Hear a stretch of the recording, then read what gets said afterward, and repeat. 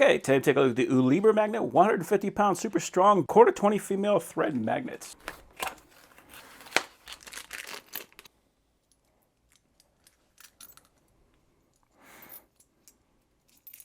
And we can see it actually comes with some hardware for mounting it, so that's nice.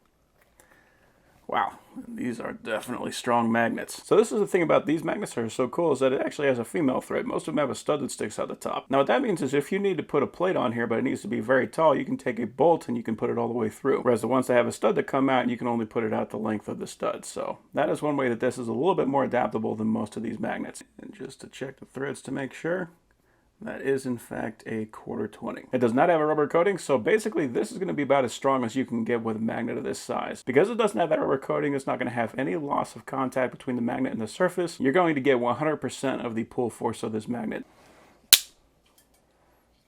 And yeah, that is definitely on there. So these are very, very strong magnets. So yeah, if you got any kind of a DIY project, you want to put some magnets on and you want it to be very strong magnets, these are going to be a great option for that.